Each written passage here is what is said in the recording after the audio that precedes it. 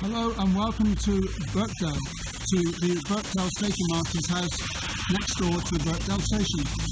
This is a short video just to tell you how we're getting on up to today, which is Saturday the 3rd of October. And I'll take you around the house and show you how far we've got. As you can see, the rather decrepit front fence and so on is all gone. We have a nice huge wall and paved area for people to leave their prams and so on, and up through over onto the disabled area, disabled access coming through this way, and then into the front door, the new front door with a widened door, the new lintel put in above it so that there's good access for disabled folk. And coming into the room, if you haven't been to the house since we first took it over, the first thing you'll probably notice is how airy and light it is.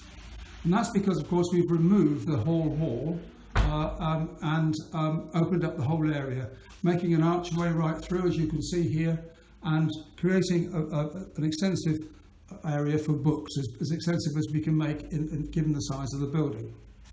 We come past immediately a kind of hub area, the reception area, and on this side of it are the things which keep us safe. Here's the fire alarm system, the intruder alarm system, and the communication system from two areas at the back of the house, one upstairs and one downstairs, for folks that might get into trouble and need to contact the reception desk. In this first area, we're calling this the adult library area, and as you can see, it's been kitted out with very high, and as high as we can manage, bookshelves. And our librarians, a whole team of librarians, are busy getting hold of the books that we've been given, thousands of books that we've been given, and getting them onto our library information system. As we turn around back towards the main road, we notice these beautiful sash windows. These are brand new and double glazed, as are all the windows in the house now. And these were put in, these sash windows, because there were casement windows previously and it wasn't up to conservation standards. So we've replaced the casement windows with sash. And at the same time, all the walls have been insulated, or the outside walls that is, have been insulated to a very high standard on the inside, with a 2-inch insulation on the inside. And the place will be and is extremely warm, even on colder days.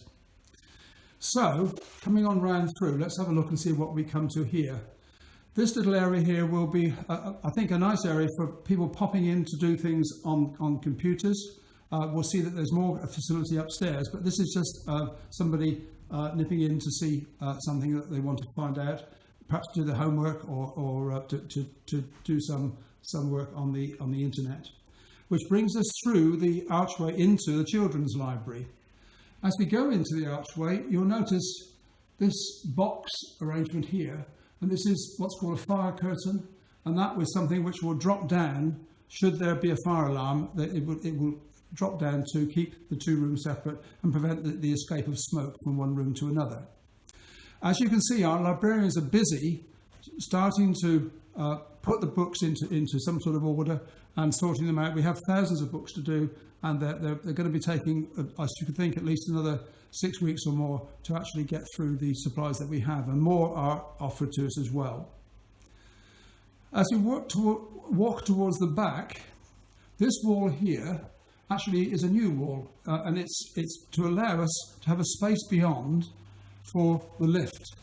Now, this rather jumbled area here behind it is a lift shaft and a little pit there, and it goes up to the ceiling and up through to upstairs. We have started the lift order, but we're just awaiting more finances to actually purchase the lift itself. The controls for the lift and the powering for it comes from structures in here, in this service cupboard. There will be a lift tank of hydraulic fluid down below there. We see in here a massive distribution board with all what we used to call fuses. That's all locked away inside there. And then a rather complicated IT communications system here, which is where all our various Ethernet cables come together. Moving into the kitchen, this really was a decrepit building. The ceiling was down when we first started. Now it's all been repaired. A nice new kitchenette has been installed, given to us by a local company, and installed free gratis by our builder, Bill Scott, who also gave us this very handsome oak balustrade out in the garden, which will serve as an exit point for sunny days and for any emergencies that we might need. As you can see, there's a little area out here which is in need of attention. That will happen over the next few months, hopefully, and it's a little south-facing garden which will be a really nice sun trap once we are open and working.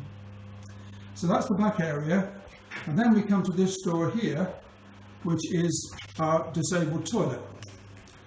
A large room in which we have all the right appropriate things for disabled folk. There will be baby changing facilities in here as well, and some storage as well for ourselves, for hoovers and the likes of that. So this is going to be a very useful area for all concerned.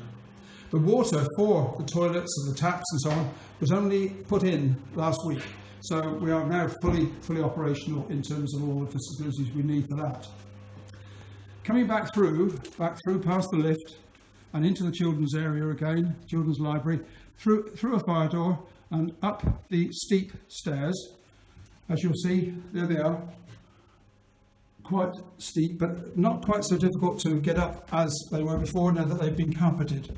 The carpets for this building were kindly donated by a local company, as were many other facilities and assistances given. So we're very, very grateful to all that have done so much to help us get started. Looking through the window is interesting because that points the car park behind and the space park for 1, 2, 3, 4, 5, 6, I think, disabled car parking spaces. So disabled people would park their cars there if they were in a car, get themselves onto the station platform, there's a ramp, and then coming through that door into the front door. So that would be quite convenient for them. Going past the top of the lift shaft into our upstairs toilet, again donated by a local firm with many thanks, and through the landing area and straight ahead into one of the 3 meeting rooms upstairs. This one is the large meeting room, and it's set out for the first clients. They're going to rent this room in a couple of weeks' time, using the room for some school tutorials. We can see that this and the other 2 rooms have got good IT facilities, big TVs, they can do presentations, they can do anything that is possible really, show films, do all sorts of things, and it's all wired up to go back to the internet, so it's very high quality. Coming out onto the landing, and just looking up at the ceiling, we see that little white box is the access point for wireless upstairs. So wireless is entirely available upstairs, and another access point in the ceiling for downstairs. I mean, the whole area is going to be wireless, but as well as having lots of Ethernet cable connections. This brings me to the second meeting room, the small meeting room. Bit of a dumping ground just at the minute, but soon to be tidied and great for small meetings, small community meetings and so on, or for local businesses to use perhaps, if they wish to rent it. And then over the landing to perhaps a pièce de résistance of the upstairs rooms, the computer room, which is unusual because, of course, most semis are not larger upstairs than down, but this one is, because this room is over the ticket office of the station. And as you can see, it's been kitted out entirely for IT, with plans afoot to offer training and assistance for local people with their computing. Part of it will be offering help to businesses, I think, also, who may want to use the facilities here for themselves. So that then is where we've got to. We've still got quite a long way to go, some tidying up to do, sorting out. We have appointed 2 excellent managers, 2 volunteers who are taking over the reins of running the place, and they are planning a whole set of training operations for October, so that the teams of people that will come to staff the place will know exactly what to do in all sorts of circumstances. Large in our mind, of course, at the moment is COVID, and exactly how we're going to handle that is being sorted out as we speak. But we're already beginning to prepare for COVID, even for those of us just working quietly at the moment. So that's the state of play. We're nearly there, and we hope that by sometime in November, as early in November as we can, we should be open to the public in a small way, COVID permitting, and obviously ready then to offer the facility of this wonderful building to the village of Birkdale.